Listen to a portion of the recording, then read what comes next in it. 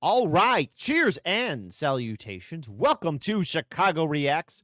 My name is Kit. Please be sure to like, comment, share, and subscribe, and hit that ring bell notification. That way all you hip cool cats are made aware when we upload new content. You guessed it, upon our YouTube channel. And today, we got ourselves a fun video to check out. It is once again the battle to end all battles. Star Wars versus Warhammer 40K, Episode 20, Season 2, Oh Death, Where's Your Sting? And so, as always, folks, you know what side I'm on. I'm on the side of the Imperials. I will never root for the Jedi or the Republic. Ugh, they're scum. But nonetheless, last episode put a smile on my face because Anakin got an education on what it means to fight the Sisters of Silence. The Imperium's going to win the day, folks. We shall and will win the day. And no one or nothing will stop us. So there we go. So without further ado, I want to give a huge shout out to the original content creator, a fan with too much time. So please, with a cherry on top, support the original content creator. That link is in the description box below. But now, I think it's only fair that we get started with our video in a 3, a 2, and an uno.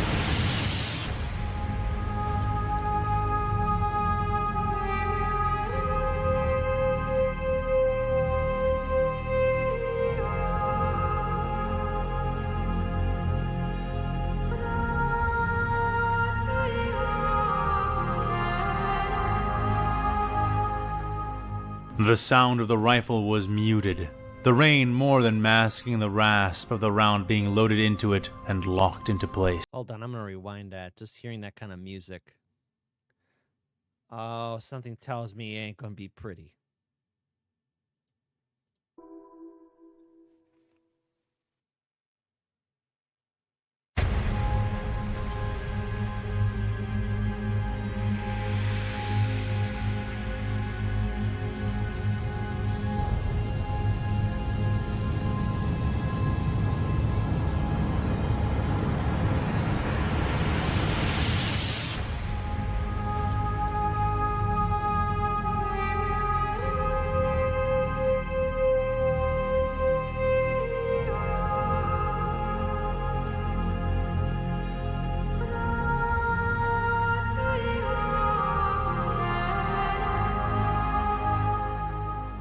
The sound of the rifle was muted, the rain more than masking the rasp of the round being loaded into it and locked into place. Not that the Calambian marksman was anywhere near enough to an enemy to be overheard. "O death, where is your sting? O Horus, where is your victory?" said Joseph, the words of his faith flowing freely under his breath as his grim work was done. He sighted down the powerful scope, lenses kept religiously clean by his care, and rewarding him with a crisp and clear line of sight on the replique soldiers who guarded the 3-legged walker tanks. They had yellow markings over their white armors, and held what looked like flamers and melt-a-guns. "The sting of death is but sin, and the strength of sin is the law of the Xenos," he whispered, eyes searching. He held more of the large rounds between his fingers, even as he used his arms to brace and aim the massive rifle. When the time came, the enemy would not know him as a sniper. They would know him as Death, as the orcs had known him, as the Tyranids had before them. Joseph came from a long line of marksmen, and they had refined their skills to the point of obsession. Even now, Joseph expected, his son Ezekiel was back with the rest of the Columbian tugs and conveyors, being seen to a new home, assembling and disassembling his rifle, all the while dreaming of the day he could drill in earnest once more. But Joseph pushed thoughts of his son and family down, keeping his focus on the words of the Akasha and on his search for his target. Yes. He found it only a few seconds later, hovering near the back lines on some kind of floating sled. The massive tank that these flame troopers were using to reload and refuel their weapons. The sniper felt his lips quirk slightly. He had been uncertain that he'd be able to spot it from his current position, low as it was, but smothered his enthusiasm as soon as it flared up. The founder only condoned the taking of Xenos life, and, say what you will, these replicae were human. Their deaths were Debatable if these clones are human. They must nonetheless suffer at the hands of the Imperium's finest. a tragic necessity. He aimed his sights for the center of the fuel tank and braced himself carefully. The round he had loaded into his anti-material rifle was tremendously explosive all on its own, and every shot from the nearly 6-foot-long weapon kicked like an Ogren's Ripper gun. He was lying flat against the ground, his rappel ropes pooled around him. But thanks be to the Founder, who bestows on us victory through our Lord Leto the God Emperor. The Columbian whispered to himself the words of the Akasha, a Leto? Wrong God Emperor, my friend! calming salve on his sizzling nerves. He had been tasked with coming to this place with his spotter, who had fallen to his death as they had scaled the side of the massive park platform. But it was not the death of his friend which had him so shaken. He'd grieve later. He'd have to. It also wasn't the knowledge that, if he got careless, his gun's recoil could kick him off the ledge, or even that his shots would be visible and loud, drawing all of the enemy's attention to his admittedly distant location. It was that his shot would signal the start of Major Lazarus's plan. That at the sound of his gun, the rest of the Columbian patriots would begin their last-ditch effort to destroy the sniper tanks and secure some kind of evac from the devils barking orders back at high command. He'd never had so much responsibility heaped onto him, never been so crucial in the start of an operation, not like this at least. Were they all in place, all ready for the mission to begin? I am really like, again, a fan was too much time. I know some of this might be actual, from legitimate Warhammer or Star Wars art, but some of this fan-made stuff, if this is fan-made, I mean, this is awesome, but I mean, I did ask, like, for some of the commission, like, if any of that's available for purchase, for people to have in their collection. I would like to have some of that in my collection. He checked his chrono and clenched his teeth. The allotted time had come and was rapidly passing.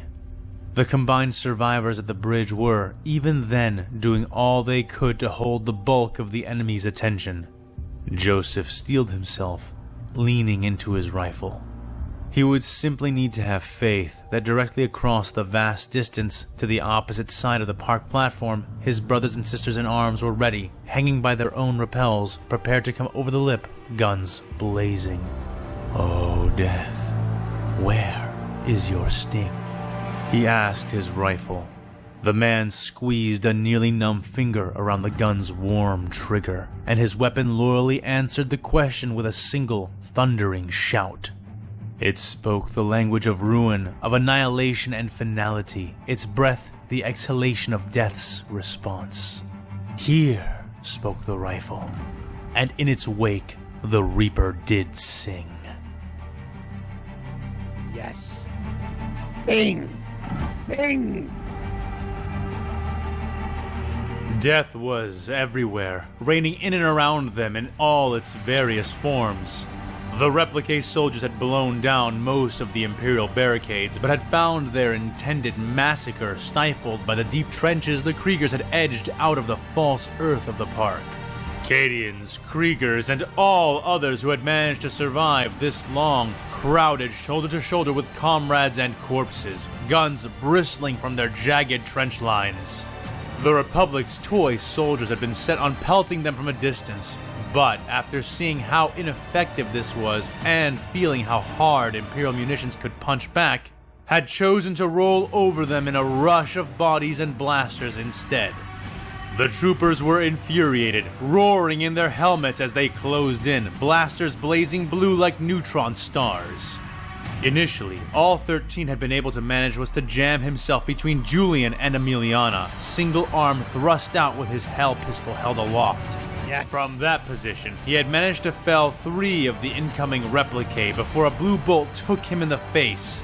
The glancing shot sufficient to knock him from the line and out of the waking world. No. For a time, a long time, No. or a brief time, there was simply cool, calm, Wake up. nothing. No up. cares, no compulsions, no thoughts at all. And then, searing pain paired with the touch of life. 13 gasped, dragging fresh air into his lungs and almost screaming it out right away. He tried to rise, tried to bring his hand up to his burning face, but was held down. Through the haze of his pain, he barely made out Jackna's face, her violet eyes staring down into his. She yanked a syringe out of his chest, and he barely felt the spine-chilling sensation through the agony racking his face. He could feel the cold air and rain on his skin and against his wound, ripping screams out of his mouth. "Hold still! Damn it, 13! Hold still! You're going to lose a whole lot more than your eye!" She yelled through the din of battle and his own voice. He registered her order, clamping his teeth shut almost over his tongue and groaning beneath her, trying to go limp to let her work. The ground trembled as explosives went off near their trench, Jackna covering his face with her body and shielding him from the rain of mud and blood which followed, before backing off and continuing the work. His fingers dug into the churned, wet soil, toes flexing and clawing the insides of his boots as she worked over his ruined eye with surgical gear. Come on, Cadia. The planet broke before the god, but the god will never break. Come on, save 13. Each snip and cut sending flashes up his skull and pain into his very soul. He almost wished she'd just kill him instead and allow him to return to nothing. But something in him kept the desire from being quite as genuine as it would have been before. Though it felt like an eternity, Jackna finally concluded her work, flicking away a bloody ball of something 13 tried not to think about, before using some kind of spray on the burnt parts of his face. Right away he sighed, twitching limbs easing up and going still, letting him catch his breath and recover for a brief time as she wrapped her work in bandages, tying them off tightly. My gun, 13 muttered as she pulled away. The medic frowned for a moment, as if she did not quite understand him, before she made sense of his words and laughed, taking a moment to fish the pistol from some place beside her. She didn't hand it to him, instead sliding it into the holster at his side. "Don't move, you plank," she told him. "You're barely holding together, and I doubt your heart can take another stim of any kind. Just sit tight and try not to get shot anymore."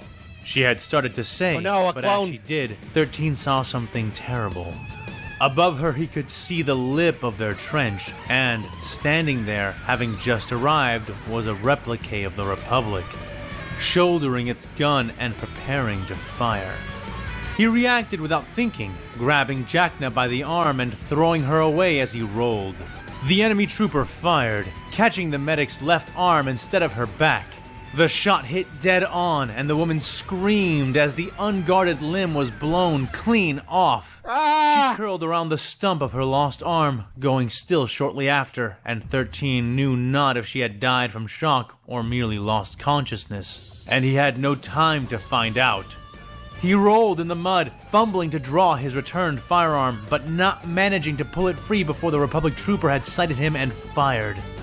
The trooper only scored a near miss, as its shoulder and most of the back of its head were blown into a red rain by a close-quarters blast from Julian's shotgun. Yes! 13 was grateful, but there was not even a moment for a brief thanks as more of the replicae arrived at the lip, firing down all along the line.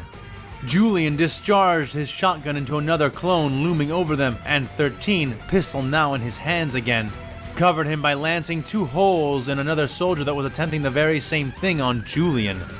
When a third warrior emerged from the raining gloom of their trench line, the Cadian greeted it with an empty shotgun, pitched right into its face. Yes. 13 finished that one as well, putting 3 holes in its chest, but not before it tossed a present of its own into their trench, a grenade. Stinking clones. Julian dove to the ground, scrambling for it and grasping it with cold hands. He rose and reared high to pitch the damn thing when it went off, still clutched in his hand. Julian's body seemed to pop, smearing his blood, bones, and armor across the trench, and only narrowly avoiding 13, who was already on the ground. His head was ringing from the pressure of the blast, and he could barely make out what was happening around him with his one remaining eye. Was Emiliana still alive? Was anyone? He groaned, feeling the rain washing the mud and blood off of his face and bandages as he rose to his feet, feeling more than hearing the thump beside him as someone jumped down into the trench. The Imperial spun, ducking and narrowly avoiding the swung butt of a clone rifle, planting his knees into the ground as he pressed the steel end of his hell pistol into the replicate's chest and fired, creating holes in the enemy soldier. Good. But it was not the only one. 13 spun again, pressing himself against the side of the trench and barely avoiding a cascading line of death issued by a minigun-wielding replicate. The plasma weapon spat out a volley of fast bolts, scything down the trench and killing more guardsmen. 13 Come on, 13. Get those stupid clones. Kill them. Kill them all. waited for the blaster fire to pass before leaning out, extending his one good arm to fire, and pulled the trigger. Yet, his shot sailed through empty air without connecting, sent wide as another clone dove down into the trench, catching his arm and wrestling 13 down to the ground. The Krieger kicked and struggled, grunting and gritting his teeth as the clone elbowed him in the face and forced open his hand. 13 panted, kneeing the replicate's armored torso again and again, but getting nowhere and feeling a pit open in his stomach as his gun was forced from his fingers. The replicate trooper tossed away its own cumbersome rifle, drawing its own blaster pistol as it continued to wrestle with the Krieger. 13 fought hard, but was one-armed and wounded, leaving him at a distinct disadvantage that the Republic soldier was quick to make use of. The replicate shoved its blaster pistol almost into 13's mouth before it was kicked off of him, T-visor shattering against Gregor's boot. The big man shot the enemy a few times with his lasgun and reached down, grasping the Krieger by his collar and lifting him up without apparent effort, pinning him to the wall briefly as he set the soldier upright.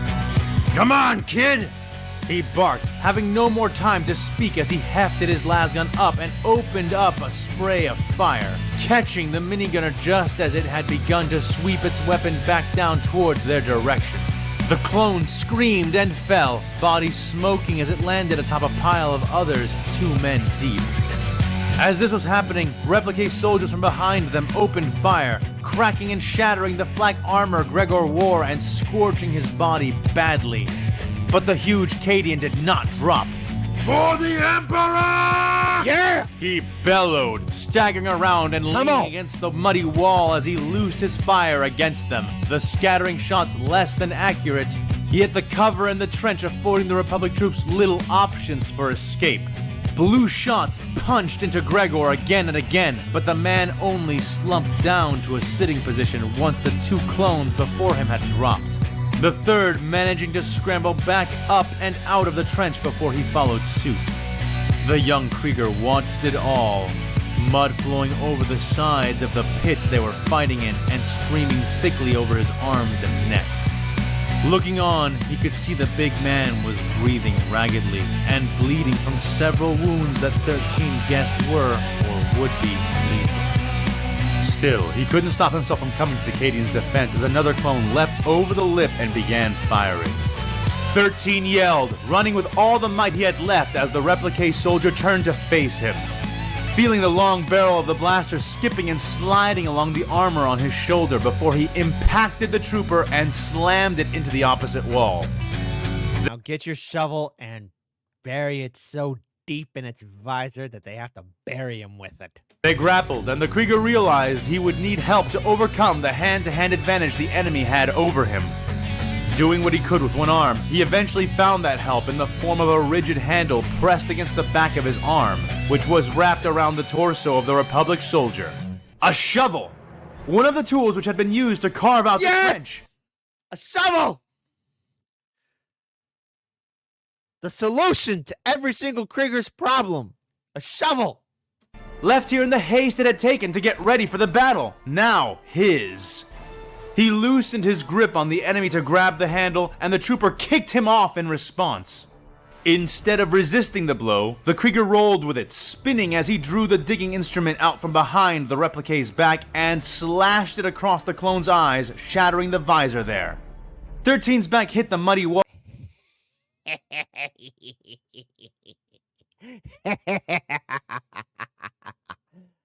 It's funny. With a splat, the wet earth sucking and squelching as he pulled himself back off, single arm raised.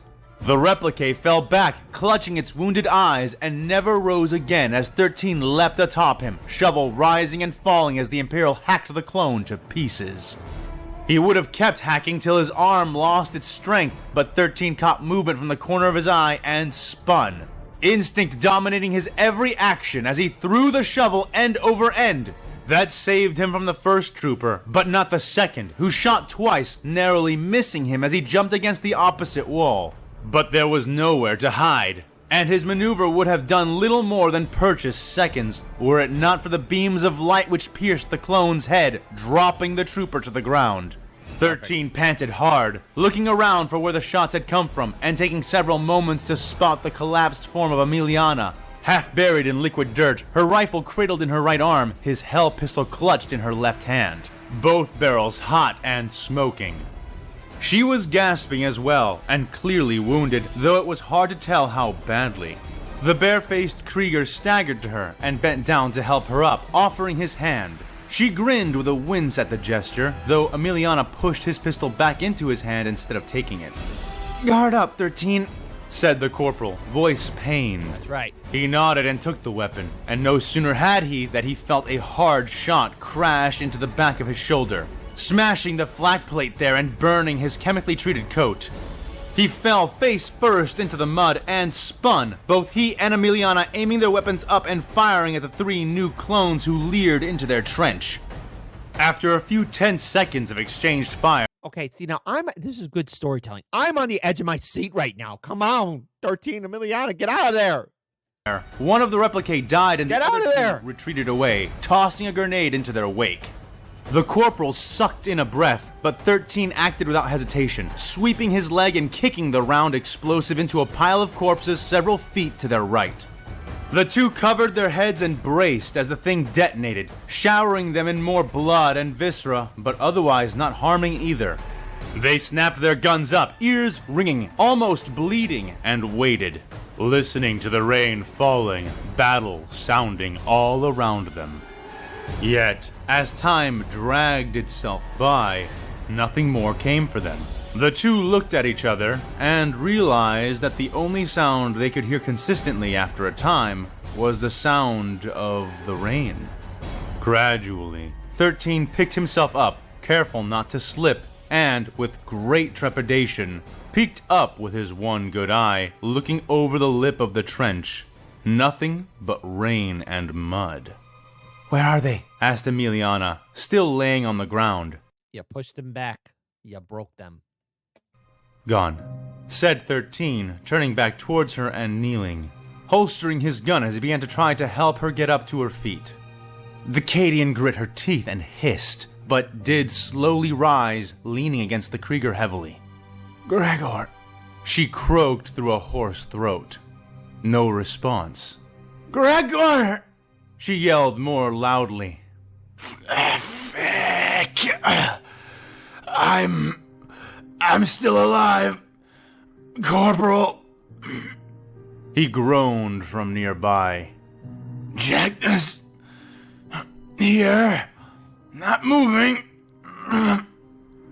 He managed to add, sounding not much better than dead. Save your breath, Emiliana said, looking around for the rest of her squad. Where'd they go? She asked softly, referring to the enemy. 13 shrugged a little, ambling next to her as they began to gather the survivors near them, and put down the replicate who yet lived. At first, it seemed baffling, their sudden absence, the quiet. But slowly, 13 started to pick up on fainter sounds, and realized the most probable explanation as he did. The Major, 13 said. Huh? Asked the Cadian beside him. It must be the Major, he said. She paused, listened, and then nodded, flashing a pained grin. You must be right!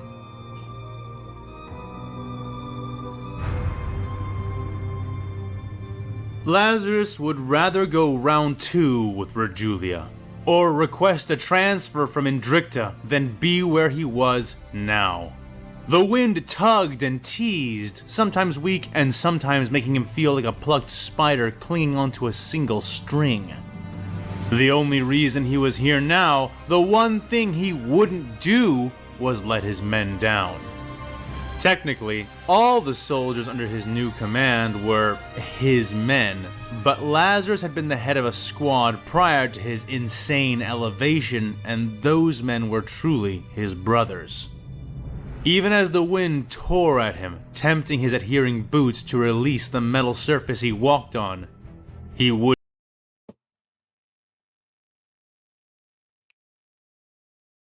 Excuse me, but in the 41st millennium, 42nd, if some wish to argue it, but is that the Colombians or Columbines, or not Columbine? Ugh, screwed that up. Don't clip that. Is that the American banner?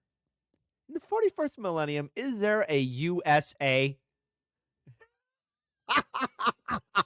I can imagine it. I can imagine their planet was founded by somebody. Let's just say a descendant. All right, and this is gonna upset some people who said, "Hey, this planet, we're gonna call it based off the idea of Colombia. Boy, it'll be America. It'll be huge. It'll be great. American values all over this planet. Freedom everywhere. And we're going to build a huge wall around the planet. And the Martians are going to pay for it. The Adaptus Mechanicus will pay for it."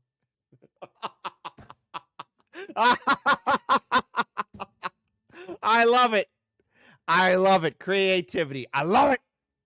Would not let them down. Even as he felt brand new sensations of fear and dread poking holes in his nerves, his arms kept reeling in the rappel line, feeding it into his winding belt spool.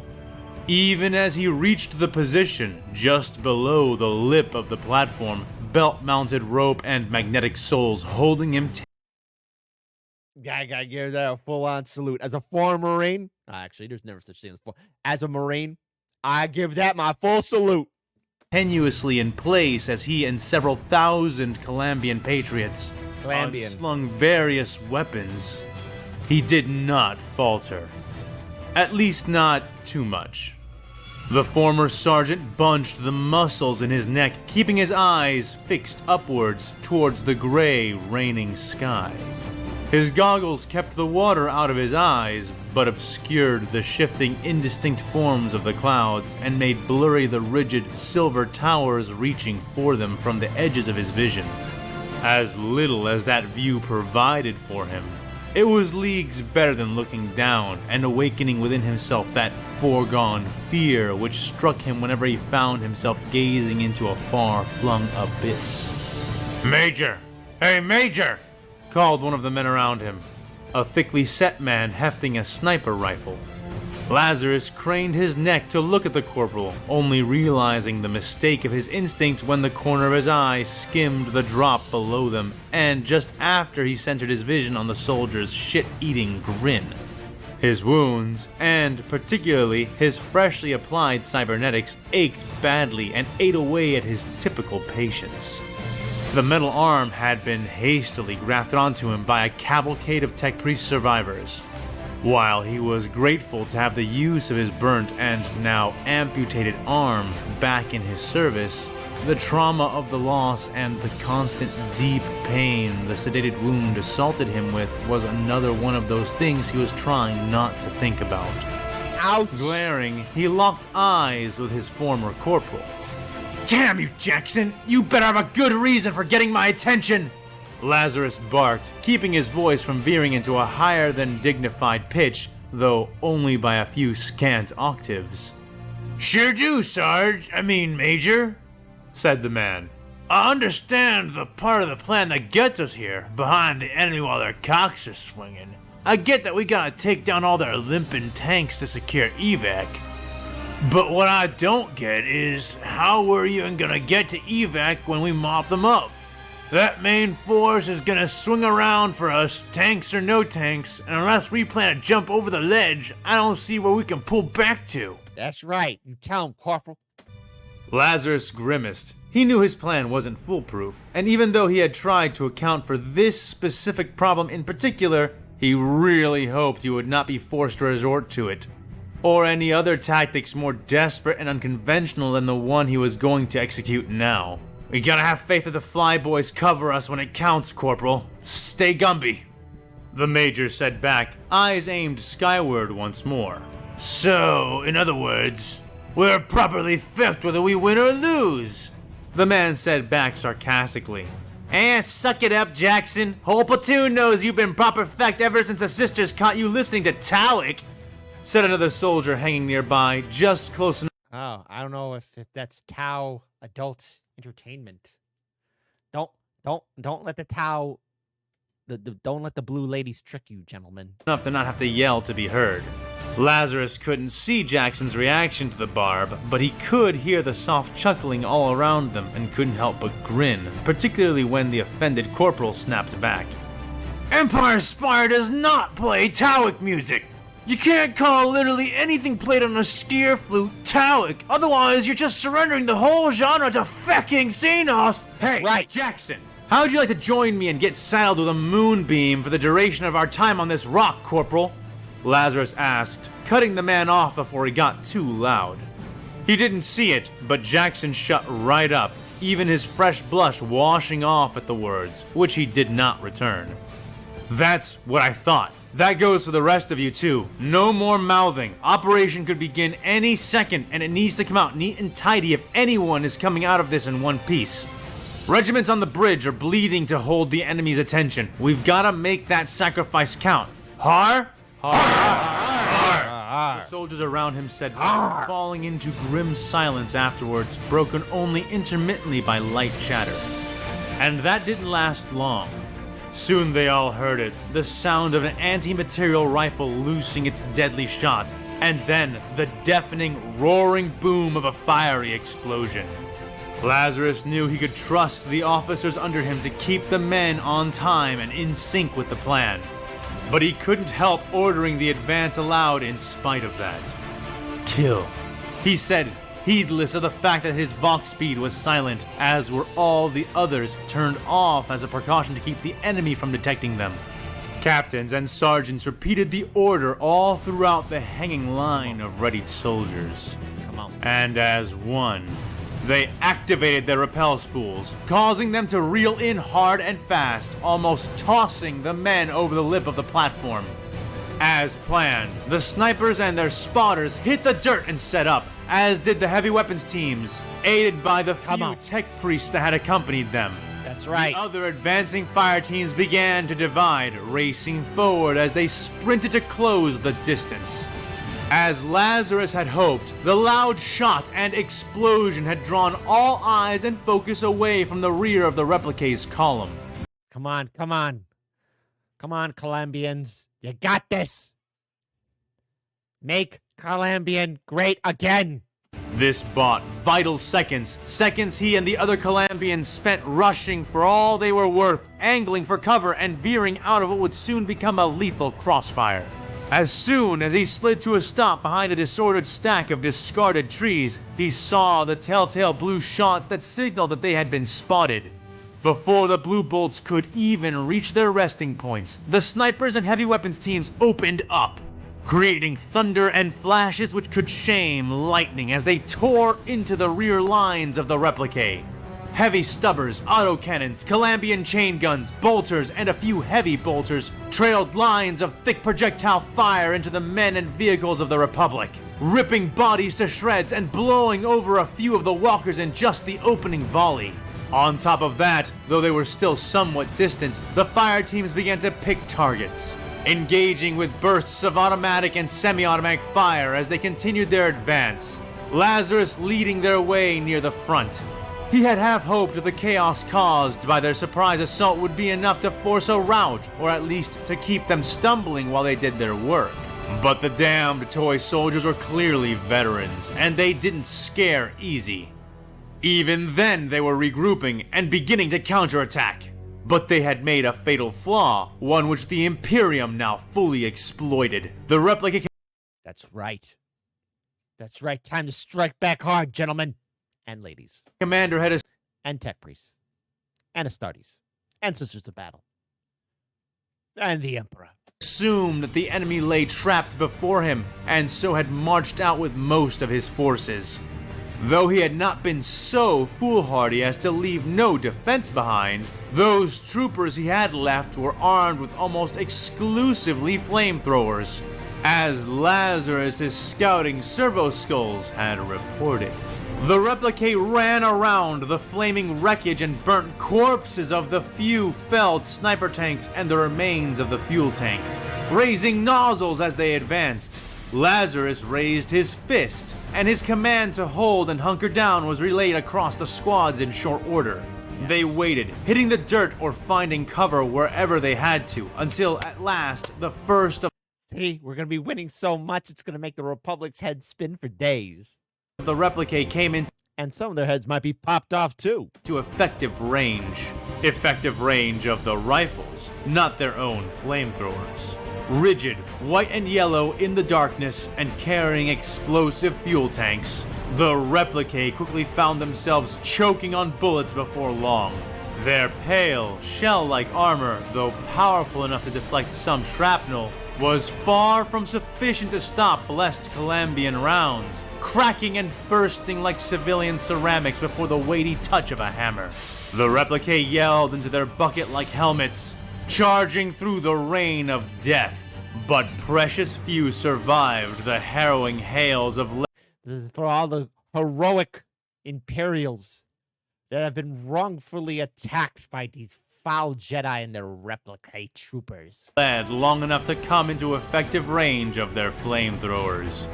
Those that unleashed their lethal torrents of fire took grim satisfaction in hearing the screams of the Columbians they'd reached. But their pained deaths were cold comforts, for the Patriots had spread out as a matter of habit, greatly reducing the effectiveness of the Republic flamers' spread. A few of the replicae managed to form pockets of entrenched resistance, but as holes were rent into their wider formations, the Columbians flowed in and around the defenders, boxing the troopers in and moving behind them. Lazarus surveyed the battlefield as best he could, activating his vox speed and hearing the reports and chatter coming in from the other Columbian fighters. He was dissatisfied with how many of the men were getting hung up on those pockets of resistance, particularly given their initial advantage, but there was nothing for it. He snapped a few orders into his Vox channel, having the Patriots encircle and hammer their positions while he and the rest of the men prepared to assault the tanks. The Imperial fire support was running low on ammunition, the majority of their stockpiles having been left below to enable the rapid ascent of the heavy weapons teams on their rappel lines. Even so, they had thrashed the artillery column wickedly. Come on. And as their thundering began to die down, the advancing Patriots pushed harder, knowing that the completion of the task now fell to them. In relatively short order, the Calambians had crossed Come on, Calambians. Show them that you are the calamity. most of the way to the column. A hissed report from one of the snipers informed Lazarus that the main body of the Republic forces was starting to attempt a haphazard disengagement, presumably having noticed the ambush. It didn't matter, he knew. We've been bushwhacked. The clone troopers, we've been bushwhacked. We need to get out of here. We need to get out of here ASAP. And we need a hot LV. The toy soldiers would come back running at full speed, and they would still never reach his men in time to save their precious limping tanks. He dashed across slurries of dirt and mud, boots sucking and thumping, the rain making everything gray and hazy. Lightning and air power lit the shrouded skies with brief, bright flashes. Spinning, tumbling wrecks of dying war machines fell from the weeping void above, trailing flames like falling torches. Their impacts rattled the platform, spreading Promethean fires across the scorched park grounds, though nowhere close to the Major himself. Ahead of him, the silhouettes of the sniper tanks, both those still standing and those which had fallen, became clearer and clearer. Lit both by the flames coating the wreckage of the latter and the vicious gleam of the continuous artillery fire of the former. He ducked and wove around two bright blue bolts, and went aground, sliding in the dirt and coming to rest behind a pair of horse corpses, the remains of some of the earlier Rough Riders. The blue bolts belted and jostled the heavy, augmented cadavers, but the former mounts held their integrity for now. Ignoring the vicious throbbing of his wounds, Lazarus waved two fire teams over toward his position, radioing them to send their heavy armaments. Moments later, 3 Calambians with missile tubes had made their way over to him. "What pattern are those weapons?" Lazarus asked them, his back pressed tightly against the cold carcasses that made up his cover. "Tread feathers," said one, a woman with blonde hair streaked over her face and between her eyes. "Tread what?" Lazarus asked, taking a moment to pop up, using his last pistol to send a few lances of light toward the enemy just to keep their heads down. "Tread feathers," she repeated, unslinging the compact launcher and presenting it as if to show it off. She certainly seemed smug enough about it. "Lightest guided launchers in the fleet," she said proudly. All right. And looks like they got like wolf's heads, so shoot those little puppies. "Stole a whole crate full of them from," she began. "Shut it! I don't want to know! Those slims loaded with crack missiles?" the Major snapped. The Patriot pulled her weapon back towards her and grinned broadly. "Har, just as ordered. Outstanding! Take your shots. I want each of you to take aim at the third leg of one of those limping tanks. Knock the big steel bastards over!" Lazarus ordered. "Yes, sir!" she said before proceeding to take a knee along with the 2 others, bracing their weapons and aiming carefully. Lazarus and his immediate squad poked over their makeshift barricade and opened fire, covering the 3 Calambians as they lined up their shots. "3 made-to-order metal circumcisions on the way!" shouted the Don't Well, clone troopers, put your wang bones away. launcher-bearing Calambian. Smoke, fire, and buckling steel followed the jibe, and one by one, the formidable 3-leg tanks of the Republic began to topple and burn. Yes.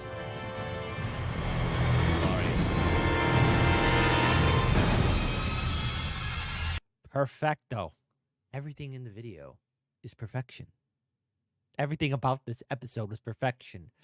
A glorious sniper shooting the clone troopers' fuel tank, blowing them up. 13 and his newly adopted Acadian family holding the trench and defeating the foul, treasonous, disgusting clone troopers. And then finally the Major and the Calambians making Calambia great again. As they should all the time, every time. A fan was too much time. You devious SOB. I love it. I love it. I love it. I love it. And now I want to know what's happening because everything's new to me now. Because yes, I did watch this series, like season 1, most of those, but afterwards I just didn't have time. I was doing a lot of work, but I gotta tell you, I want more. I want more. So please, everyone, the original link to this video, description box below. No more spoilers. No spoilers.